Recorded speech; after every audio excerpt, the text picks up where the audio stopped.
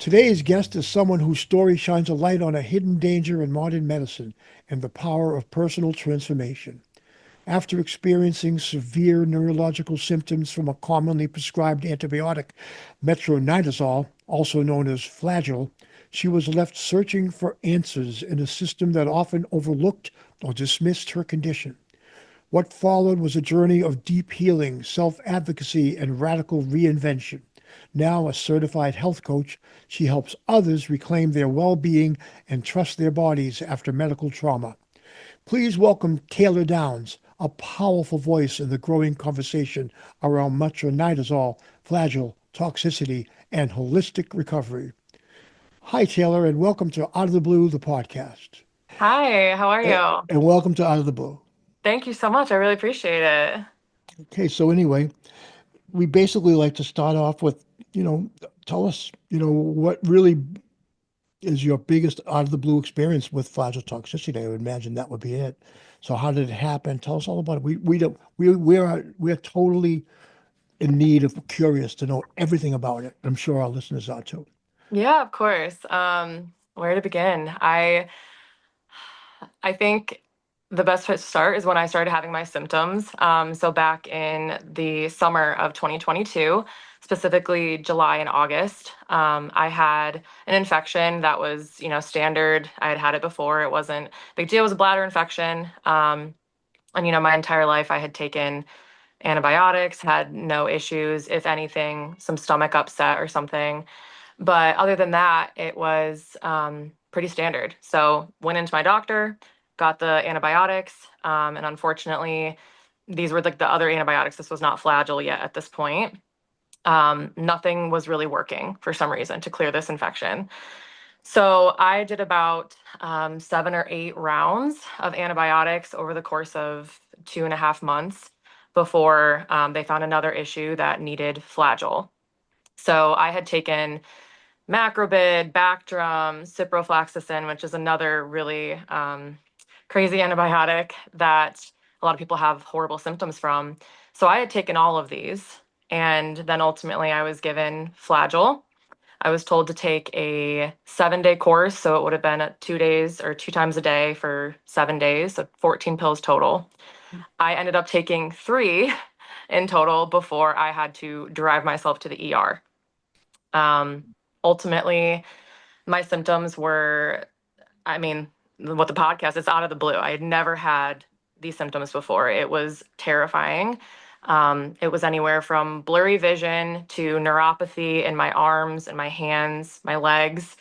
I just didn't feel real, is the best way to explain it. I felt like I was completely dissociated and I was like seeing myself from an outside perspective. I remember looking down at my arms and not recognizing my own body. Wow. Yeah, it was absolutely terrifying. And I was just like working from home that day, like casual. I had taken the morning dose, and then a couple hours later is when it had hit me.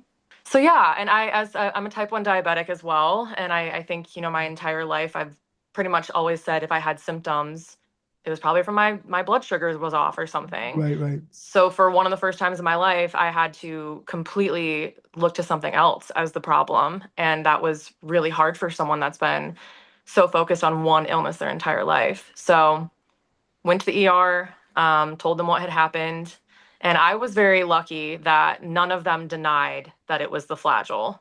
Really. Um, yeah, a lot of people have the experience of doctors saying that's not the case. They love to say it's anxiety, and in my Wow. case, they told me you need to take a Benadryl, let it get out of your system. It absolutely is the Flagyl. So I was very fortunate in that. And I immediately did stop it, went home, and I was fine for the night. But then that was just the beginning, truthfully. No way. You mean you're telling me these effects were long lasting? I mean, they didn't go away when you stopped it. No, I still have them 2.5 years later. Oh my, I'm sorry. That's a head spinner, right? I mean, Yeah. and all from an antibiotic or something being used to kill an infection. Yes. Yeah. So, I mean, I've had Bactrim before, I've had Uh, that, and I've had other antibiotics. I even, when I had come home from the hospital, I had to even have a I had antibiotic that I had to put in a port. Mm, It was strong, but I mhm. never got any symptoms like that. I think it was still more or less like Bactrim. It wasn't pretty. It was innocuous in a way. Yeah. But this sounds like staggeringly. Um, wow. I mean, and no, Thomas tells more. Yeah. And yeah, Bactrim, I know like the symptom I had some symptoms on Bactrim as well, and they're all horrible, but this was something that I never in a million years thought could happen with an antibiotic. I was Right. completely caught off guard, and just in total disbelief. I didn't know what I thought, to be honest, but I was very lucky in the fact that I feel like every time I've gone to the ER, I've presented pretty normal. I'm like, hi, I'm having these symptoms. Even in that moment, I was calm, I was collected. I think I've just having chronic illness my entire life has trained me to be pretty calm. I get that. Yeah, and it took a long time to see me, but in that time that I was sitting there, blurry vision going in and out as I'm sitting there, I'm Googling what was going on. I'm like, what could happen? How does this happen? And I'm so grateful that I found the Flagyl Toxicity support group on Facebook. Wow. Yeah, there are thousands of people in there. And ultimately, I immediately joined it. I can't remember if I was approved right away or if it took a minute, but I was already going down the rabbit hole at this point. And it was, I mean, sure enough, it confirmed everything for me. There are a lot of theories out there about what exactly happens after you take it and why it causes these symptoms. But ultimately, for me, it damaged my nervous system, is what it did. Yeah, it sounds like it would. That's exactly what's affecting your nervous system. All those blurry vision and stuff like that. Yep. Those are terrifying things. I mean, So it affects people differently. Have you learned through the community in what ways?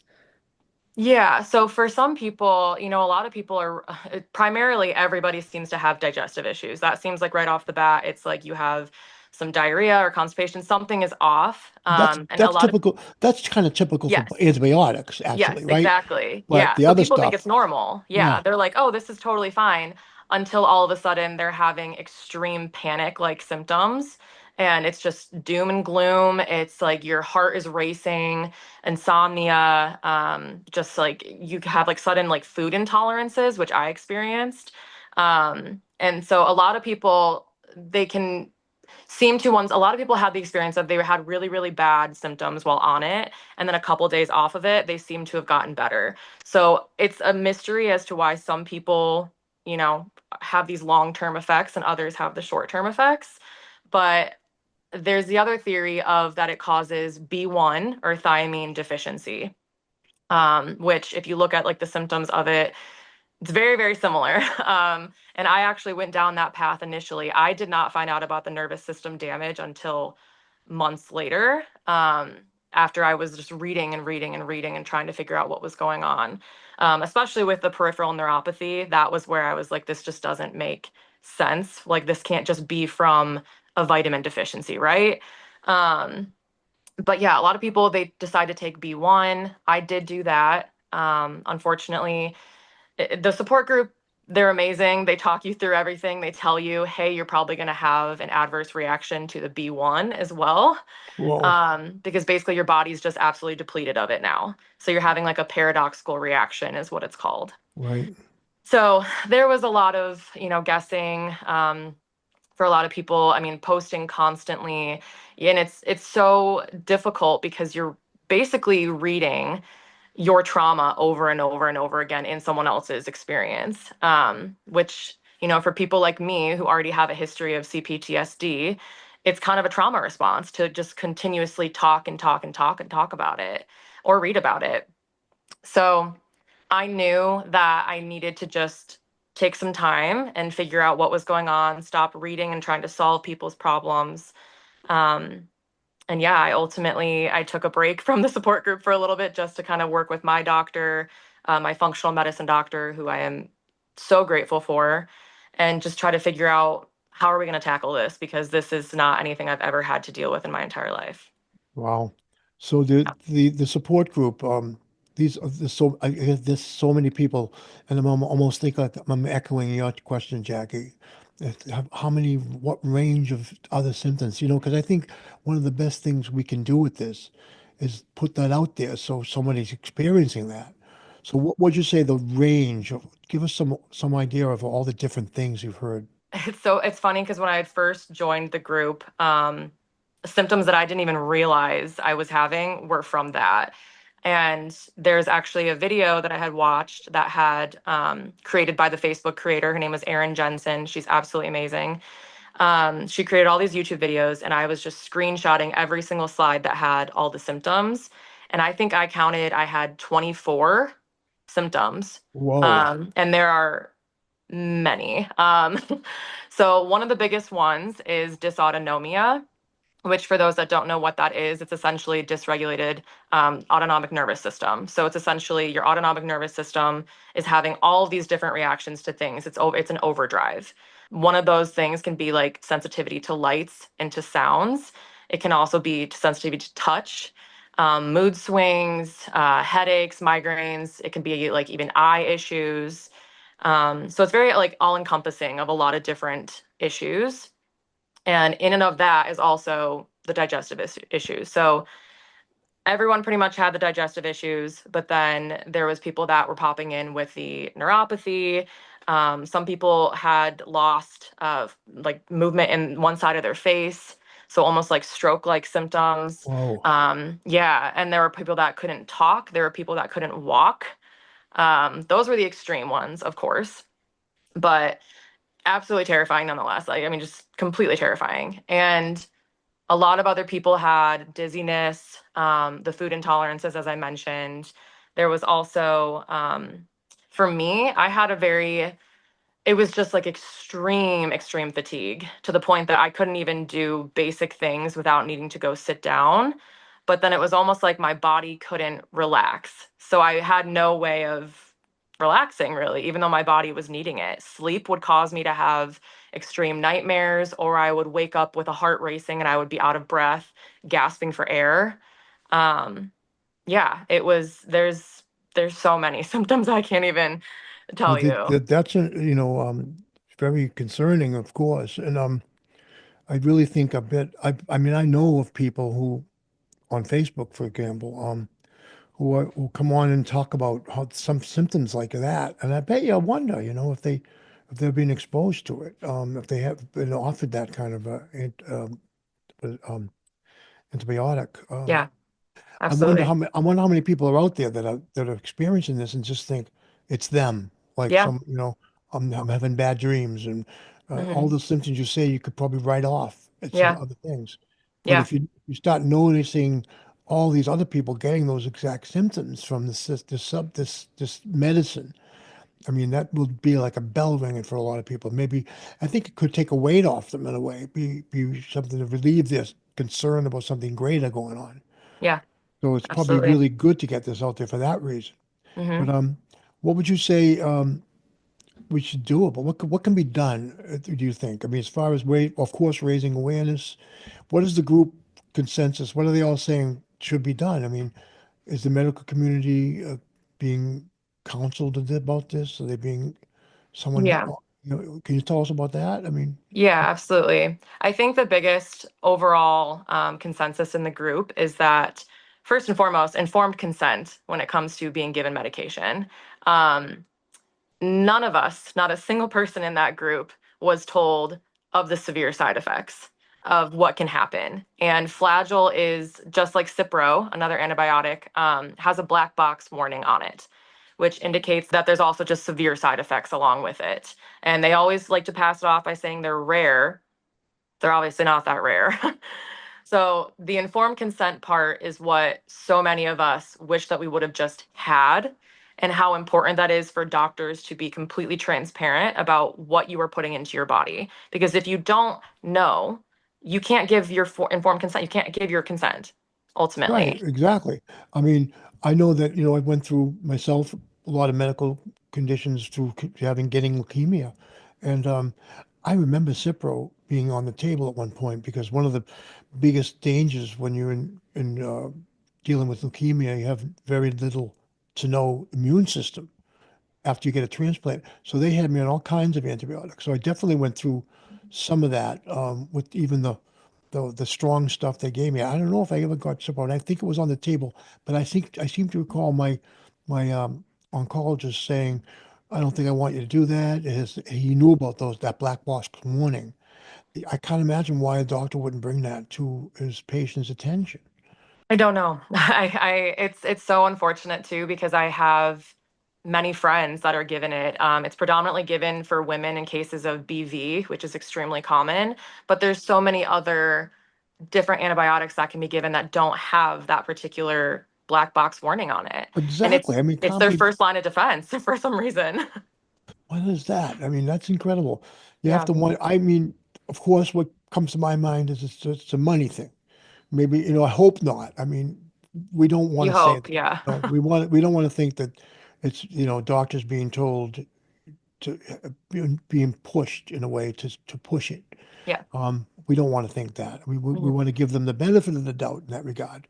And I mean, Yeah. I've known plenty Do of. have some inside scoop though from another podcaster that he used to work in pharmacy as a pharmacist, and he said that in the past there was a lot of conversation between pharmacists to, really talk about the ethics of what they're giving people and like what products are good and what products are less good and bad. Like there was just more of a discussion. And he said now it's really, really hard to to have a back and forth.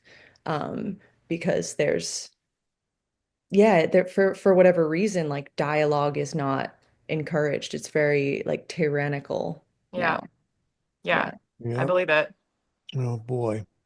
So we got a definite hard road to go. I mean, we have to raise awareness and hopefully the people out there who are calling the shots about these things will have a awakening about it and maybe realize that people's lives are in their hands, and I mean, it's hard to imagine that people dealing out medicines to help people wouldn't have that ethical base. But I mean, then again, just because it's hard to imagine doesn't mean it's not true. So, Yeah, it's frustrating because I know a lot of doctors, they're very by the book, they're going to believe whatever they've read in school and I don't blame them for that necessarily. That's what they were taught.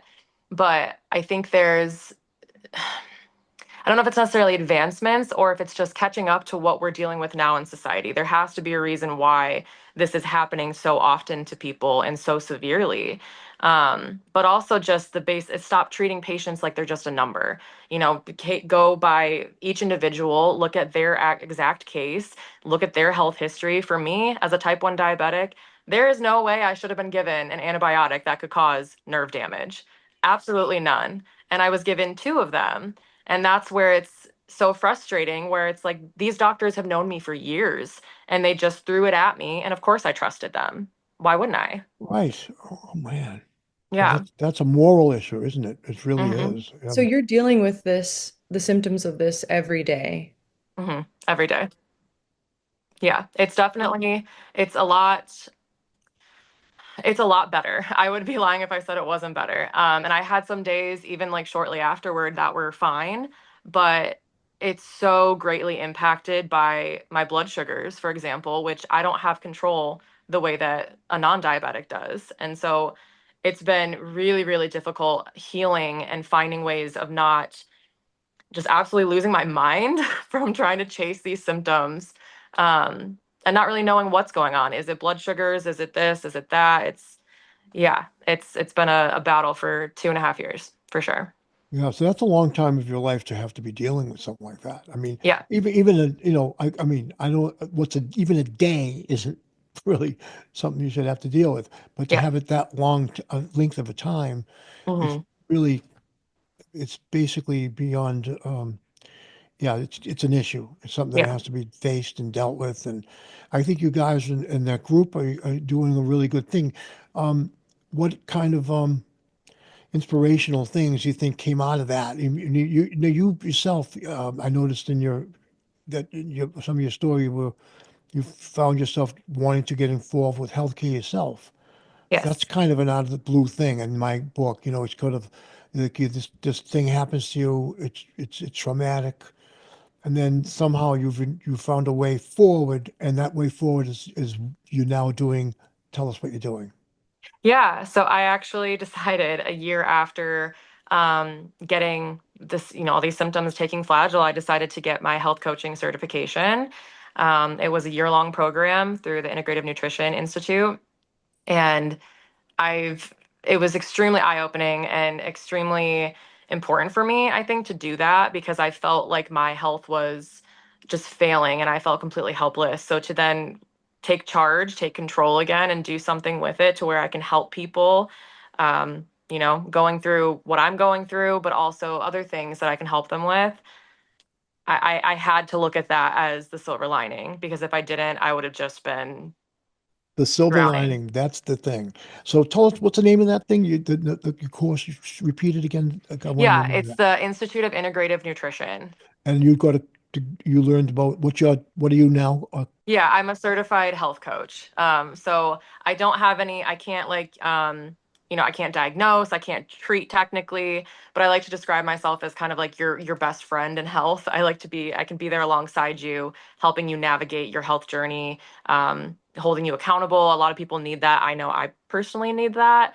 And yeah, I've learned a lot about gut health and hormone health, a lot of different things. So So when you have, say, I was one of your clients, and what would you tell me? Like dietary suggestions? Tell me what you would tell a typical client.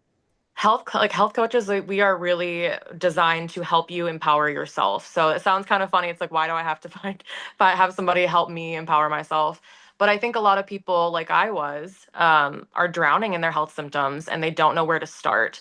So something that I can do is I ask questions that can really help you get on a path of figuring out what works for you, what are the silver linings again in your life right now that you can lean on. What are things that fill you with joy? What are things that give you movement in your day-to-day life? What are things that bring you happiness, like in your relationships, your jobs? I hope you kind of look at the big picture, which is ultimately the circle that we call it, That's pretty of holistic.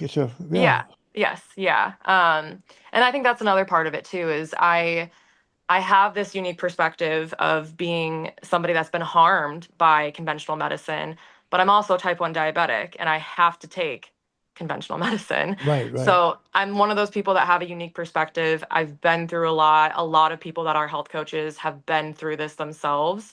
And we're just ultimately looking to be there for you and to help you as we all want it ourselves in our journey. Yeah. I mean, that's good for anybody, right, Jackie? I think that's something Yeah. everybody could use that. And Yeah. Jackie's been my counselor. Oh, yeah. She actually actually got me drinking kombucha when I was Oh. and an interesting story about that. I was actually in the hospital dealing with leukemia, and I had a case of it that I had got on Amazon. It was in my room, and the doctor came in and he sees the kombucha and he goes, "Oh, good, good, you're drinking that." And I said, "Why?" "I said I make my family drink 4 ounces a day each." Because I said, "Why? What's good about it?" He says, "It's good for your gut health." He says, "The problem with Western diet, a lot of it, is that it creates little micro perforations in your intestines, and that kombucha helps heal them." Yeah. Well, so, and all it is really is a fermented black tea, Yeah. right? I mean, but it's a natural thing, all natural, and I've been drinking it since for years now, and I love it. I actually love it. And Good. Kombucha, it's definitely not everyone likes it, so it's good that you like it. yeah, it's an acquired taste for sure. Absolutely. But I really love it, and I get this company, brand. This is not an advertisement. I'm not getting paid. I should probably. Yeah, It's absolutely. called Remedy. Remedy. Oh, They make this, and they make a sugarless variety, which is I get the ginger lemon, and it's nice. beautiful. It's wonderful, and I drink it all the time, and it definitely has. I think it make help my immune system. It really did. Mhm. Good. Yeah. And ginger is also very, very good for your gut. So that makes sense why it's also good for your gut. Yeah. Good. Well, that's good, Jackie. I'm glad you did that. Oh, thanks. Probably was just feeling really cool, like a Yeah. teenager. Um, um, I heard I somehow like repeat this myth, or maybe I read about it, that antibiotics are can be found in soil and in trees and in the Amazon and like in just so much nature. That's where essentially they come from. And then, in the process of processing those natural ingredients, they become so far from the source. And I've just, in my understanding, like I've only looked at antibiotics as kind of like stripping us away of our natural things, Yeah. but we need them at times to deal with Yeah. infection. Yeah, Absolutely. yeah, Yeah. I definitely every time I've had to take an antibiotic, it's always got a side effect some kind. With it's usually the main one was the intestinal, the lower part of your digestion, and they always told me that's because the antibiotics kill your good bacteria while they're killing the bad stuff. They just kill everything. Yeah, it just wipes it out. That makes me think, the stuff that they're finding in the Amazon, the natural sources of these things, when the pharmaceutical people get a hold of it and their R&D, they isolate those components and then they make them supercharged. Mm, So that becomes very unnatural to the body. mhm. It may get like results quicker, but is that always the best thing? Maybe, Yeah. I mean, I guess, when you're dealing with something like sepsis or something that could kill you Yeah. really quickly if you don't deal with it, then I suppose you take out the big guns. But but I think that they're being overused. And I have to say, personally, I actually had that happen in my life when I had gone into the doctor and he said, "Oh, you just look, it's like you have a cold this year. I'm not going to give you antibiotics because I don't want to give you those all the time because you get immune to them." And he was a good doctor. So I mean, I've had that experience. So I do know that it's a strong antibiotics are strong and somewhat manufactured. I mean, we don't I don't know if I trust that so much. Um, you know, I can name other instances like this things that are like fentanyl that's Hmm. killing people all the time. It's sort of Yeah. synthetic heroin. It's doing something that an opiate does sort of naturally. And if you ate real opiate from the natural nature, it would not have such a drastic effect on you. It might help your pain. I mean, they used to use it in pain remedies many, many hundreds of years ago. And then as soon as they got a hold of it and started refining it, then they produced things like heroin, which could kill you. You can Hmm. overdose so easily from it. And then fentanyl, which is another step further now. And I heard one of our podcast guests was saying that out in the streets now, the people that are into drugs and stuff, they don't even get the fun part of heroin, which is you feel good for a little bit and then you got to worry. But with fentanyl, you just push you out. It's like you don't even get that warm, fuzzy feeling that they get from the opiate when they're using them. So I mean, that's interesting, I thought, because it's another example of like refined sugar. For example, if you eat a sugar cane, it's not going to be as bad as eating some really refined sugar. That stuff goes in your body and ooh, talk about glucose readings. Yeah. Oh, I know. Absolutely. Yeah. So I Mm. mean, like a friend of mine, my cousin, who's really like a brother to me, also a type 1 diabetic. And I'm Uh, on type 2. I'm on insulin after taking steroids for a long time hmm. during my days of leukemia.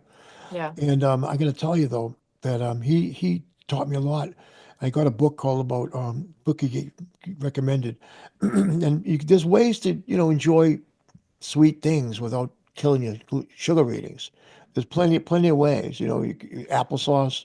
He uses applesauce to sweeten his yogurt. Yeah. And I've been trying that lately, and I really like it. It's a good dessert. Good. That's, Got yeah, a, I've actually got not a, tried that. yeah, and his little sneaky trick is he takes some dark chocolate and shaves a little bit in there, so it's like chocolate chip almost, Yeah. mixed with the yogurt and the applesauce. And I got to tell you, it's my favorite Pretty good. dessert. Wow, that actually sounds very good. Yeah. It is good. It is really I love good. that. Dark chocolate's very good for you too. It's full of antioxidants as well. So that's That's what he good. told. I'm told. Yes. I It's believe it. delicious. One of my favorites is dark chocolate. I do love it. Good, good. I feel like that's also another acquired taste. People are either milk or dark. There's no in between. But the milk, of course, is like it's a lot of high sugar. Oh yeah, yeah. Yeah. Fortunately, that's my kryptonite, sadly, but Well, who hasn't with Easter coming? I know Who it's hasn't had a everywhere. chocolate bunny? Everywhere. Yeah, get yourself a giant one, like a 6 foot one. Why not? Yeah, Jackie used to eat the ears right away. We knew it was Jackie. I did too. That's so funny. What other would you say? Tell us more about your journey now that you've got into helping a life coach. Really, it's what essentially it is. What, Yeah. have you had some good experiences that have come into your experience from that? Yeah, I've not quite taken on any clients yet. I just graduated in November of this last November. And kind of got a little sidetracked because my dad unfortunately ended up passing away. So it was Mhm. very, yeah, there was a lot going on. So that was sidetracked a little bit. Yeah. But I'm very, very grateful that it happened before he passed. He was very excited for me. And after a couple of months, I had just the fire lit underneath me again. And I was like, I want to get this started. So I started my social media account for it. I've started getting like, word of mouth out to people about it. Um, and yeah, I just actually got my photos taken for my brand, which was really exciting. My first time like getting a branding shoot done. And I've just really tried to, focus on who and what like my focus is for people. Like who do I want to help? And I think I'm kind of narrowed it down. I do believe I want to help, women that are between the ages of 18 to 40, and anyone really doesn't have to be in my area in Metro Detroit. It can be, virtual. So just really trying to find that select audience that I think I can really ultimately help. So it's been great. I've truly, I feel like as much as it's hard some days, I don't want to sit here and say, like, I see why it had to happen to me, why I had to go through it. I don't always have those days. I have days where I am very, very sad and I'm, resentful about it. But I have to lean into the why, which is not even just the why, but what can I do now? This happened. You can't change it. What can I do now? And if that is to help even just one person, that's all I can ask for. And I remember telling my boyfriend about that too when we were on our first date. I was telling him about all these things that happened to me, and he's just looking like shocked. And I'm like, but I have to ask myself, like, people always say, why did this happen to me? Why did it happen to me? I like to ask, why not me? Because there's no reason why somebody else should have had to have gone through this and not me. So, It's that's one of those the things about out of the blue that I find so mystifying, and yet it's a phenomenon of vast proportions because something like this happens to you, and you've been able to say that, why not me? Because you're taking it and turning it into something not it's a real positive what you're doing. You're going to be reaching out to help other people. And like you say, if you help one person, it's worth everything. But you're gonna, I got a feeling, Taylor, you're gonna help more than one person. thank you. I hope so. Thank you. You've got the passion. I'm so sorry about your dad. Thank you. I lost my dad when I was 17, and Okay. it still bothers me, and I'm Yeah. a lot older than that. Yeah. But but you have to think. I'm so grateful for what I had when I had him.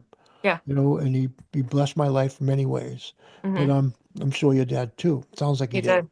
Yeah. He was the person. I mean, I called him. Oh, the first night that I had all the symptoms, he was the first person I would call. Yeah, he's the person that also, when I was diagnosed with type 1 diabetes, I passed out when I was 7 years old. And I just remember waking up in my dad's arms and he was running me out to the car to take me to the ER. Um, so I mean, I miss him dearly. I loved my dad. He was my best friend. But I know that he's still here with me. He's still guiding me. And I still have that drive and that strength that he had, and I'm very grateful that I have that. So Well, that's really beautiful. No one, that's about as good a story as you can have as far as dealing with all things, including the loss of your father, which is yes. devastating. Yeah. I have to say that part of the thing that my healing of beating cancer has all to do with my family and the love that it comes from that.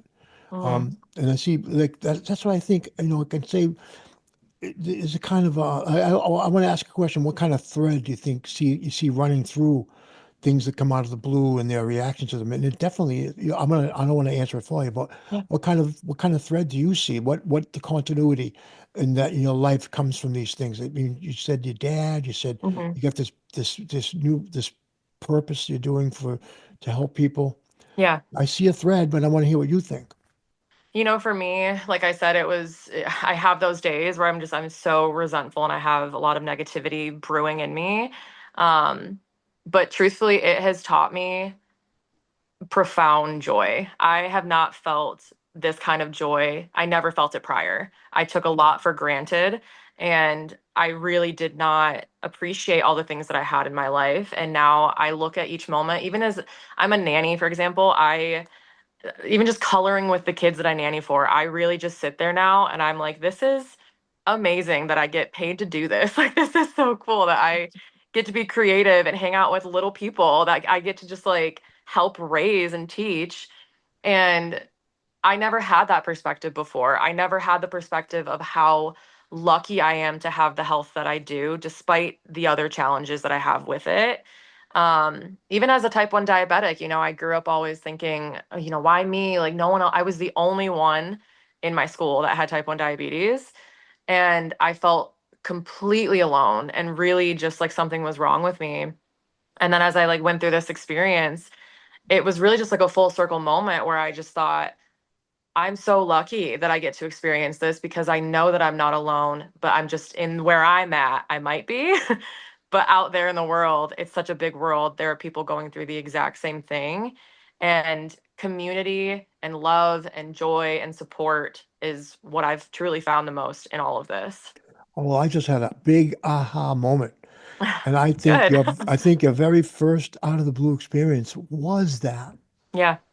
Yeah. And just the way you told us, just the way you narrated what you did, it's almost exactly the same thing as what you did dealing with flagell toxicity. Yeah. Yeah. You formed a sort of way, navigation to go forward from when life gets lifey. Yeah. That's When a good way of something, saying you know, it. and when something comes out of the blue and your Yeah. whole, life seems to change fundamentally. Like you said, you felt, why me? I'm so different than everybody else. That's a fundamental change at any age. Yeah. Doesn't matter if you're 8 or 20 or Yeah. 50 or 100.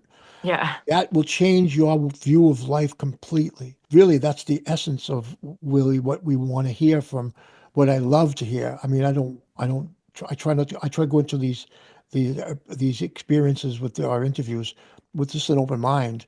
Yeah. I don't try to get, intentionally, I want to script anything. Of But, course. Yeah. when I heard you saying all that, I thought I couldn't have written it any better Hmm. Well, good. because I'm glad to hear you that. really came through something at your earliest age that how much younger could you be to have an out of the blue moment Yeah. and then have that really amazing turnaround that Hmm. were able to the key elements to me, appreciation level.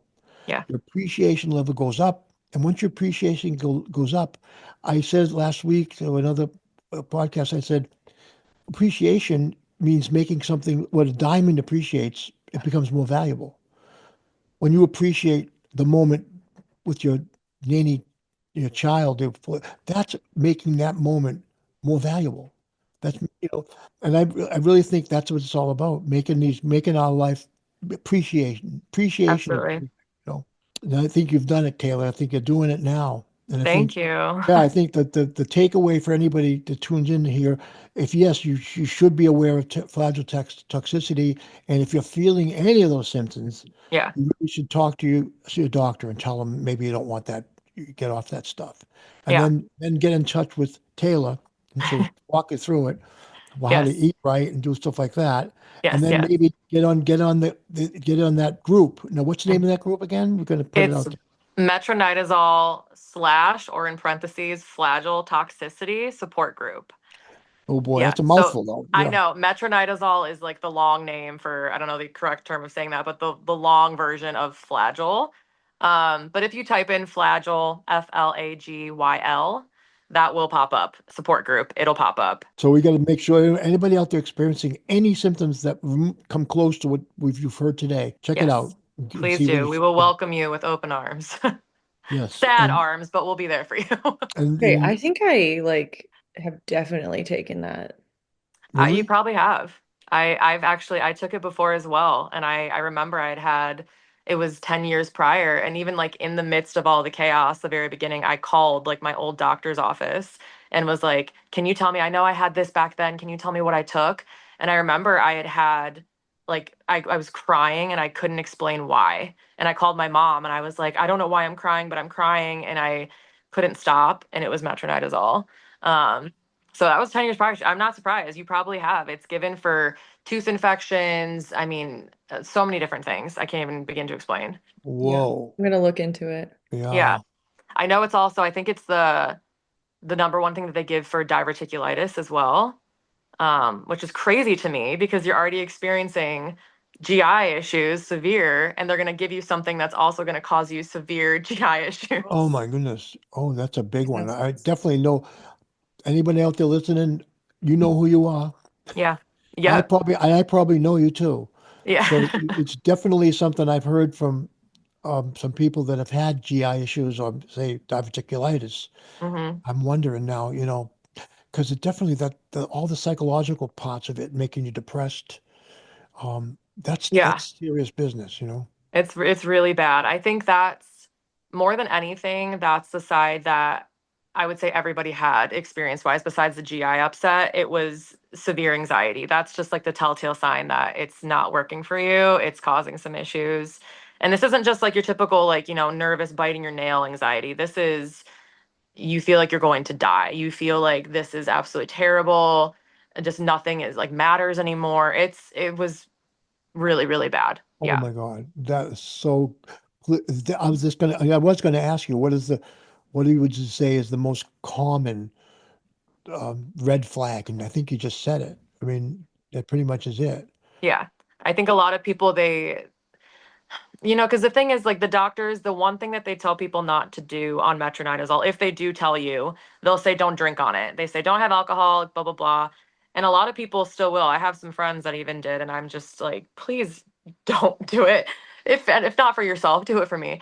But and they say like you'll just get really bad like GI upset or whatever, you'll have a bad reaction. But if you have any sort of course the neuropathy, that's the biggest red flag I would say because Oh, okay. that is like the number one thing that unfortunately in the group people a lot of the times don't see relief from with time. Some people do. I unfortunately am somebody that did not. I still have it on and off 2.5 years in. But the anxiety, the fatigue, the migraines, the insomnia, I'd say those four are the most common that I saw in there. I just noticed that you said some of your friends you were doing. So it's that commonly prescribed then. Oh yeah, yeah. I mean, I can't tell you the amount of times that I've gone to doctors who know that I list this now as an allergy and they still try to give it to me. Wow. And Yeah. metronidazole, how did you say that? Because that sounds like I could remember that. I Metronidazole? metronidazole, yes. Oh, that's easy. Metronidazole. Yep. Yeah, I think oh my goodness, I'm going to have to look at my medical record. I Yeah. may have heard that one in my history. Yeah, it's extremely commonly prescribed, and it's funny too because one of my previous nanny families, the dad, he was a doctor, and I had very insightful conversations with him. He didn't deny any of it. I was very, very fortunate, like I said, to have had the doctors that I did because they didn't deny my experience. At least not when I first had it. I definitely had some along the ways who said it was probably anxiety, but we just never talked to them again. But that's the biggest thing is that doctors, it's so commonly heard of, it's so commonly prescribed. Not everybody has reactions like this, but it's happening and it's happening what seems to be at a greater scale. And not to mention my cats, I actually just took one in for some GI upset and they wanted to prescribe it to my cat that was Oh, only dear 7 months God. old. Oh, dear God. Oh my That goodness. is Yeah. bizarre, right? I Okay. mean, Yeah. Yeah, so then this seems like we need to watch out. Yeah. Absolutely. Yes. yeah, so that's going to be probably one of the main takeaways too, is that you need to, I mean, when you started talking about this, it didn't sound as far reaching, but now I'm Yeah. thinking, wait a minute, Yeah. this is something that's much more far reaching. It's everywhere. Yeah, Yeah. unfortunately. Yeah. So we gotta get people to go to your support that's website on the support group. I mean, on Facebook, and I guess they could talk to their doctors and say, this stuff is not making me feel funny. I don't want it. Yeah. At least start that and Yeah. advocate. You got to advocate for yourself. Yes. And then if you're hearing any of these symptoms that Taylor is sharing with us, and you're on any kind of antibiotic, check the name. Hmm. Make sure it isn't metronidazole Or Flagyl, yes, whatever it says on or there. Yeah. Flagyl, whatever it may say on the label. Yeah. So is Flagyl like one of the things they usually write in the label of it, or is it? I think they just write metronidazole. That's what Yeah, I I think, think. Yeah. yeah, I think so. I'm not sure. Flagyl might just be what's on like the pamphlet, if they give you a pamphlet ever, which they don't. That's the thing. It's not like it's like a birth control pack. It's like it's a antibiotic they just give you in a little bottle. So yeah, I would say it's probably metronidazole written on there. Yep. Okay. So take that into consideration, people out there, if you're listening. I hope you're listening and Yes. listening with your ears peeled, because Hmm. it's your welfare that what Yep. this is all about. Where we care about you. Yeah. We don't want anyone to have to go through that. Yeah. And there's people like Taylor out here who are out here out of the blue, who have been there and back. And thankfully, she had you did have like the tools to turn it into a positive. And I think Yeah. that's a wonderful example right there. So yeah, that's a high point of this episode, is that, you really came through to a point where you're saying, yeah, up your appreciation, Yeah. all those things. I mean, say it one more time. What did you say came out of it all? The immense amount of joy that's the biggest thing. And there's actually quite a few people, health coaches, and doctors that say joy is truly like one of the biggest ways to heal, is focusing on joy. And I didn't have this immense amount of joy prior. I took a lot of things for granted. The gratitude that I have now for what I do have and what I've been through, even the bad, is not something I experienced prior. So who I am now, I'm not who I was then. And I'm very grateful for that, because as much as I have love for that version of me, she wasn't very self-aware. She wasn't taking care of herself the way that she should have, even though she thought she was. But if this had to be a wake-up call for me, as intense as it was, I'll look at it as that. And I think just being appreciative that I went through this so that I can now help other people. Well, I cannot think of a better place to end our show today. Joy is definitely so powerful. I am Yeah. so much on that same wavelength. I've Yeah. written dreams about joy. Joy is the most Uh-huh. powerful thing on earth that we can Hmm. experience, and it is definitely a healer. Absolutely. And thank you so very much, Taylor, for your sharing your incredible and wonderful, terrifying, but Yes. true story. And I think it's going to do a lot of good. And I thank you so much for being here with us, Taylor. We really, really, really appreciate you.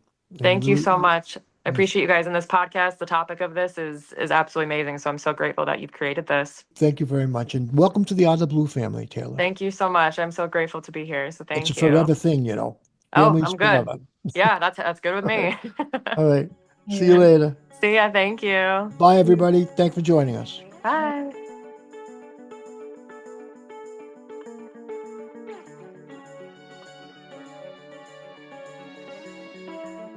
Out of the Blue, the podcast, hosted by me, Vernon West, co-hosted by Jacqueline West, edited by Joe Gallo, music and logo by Vernon West III. Have an Out of the Blue story of your own you'd like to share? Reach us at info@outoftheblue-thepodcast.org. Subscribe to Out of the Blue on Apple Podcasts, Spotify, or wherever you get your podcasts, and on our website, outoftheblue-thepodcast.org. You can also check us out on Patreon for exclusive content.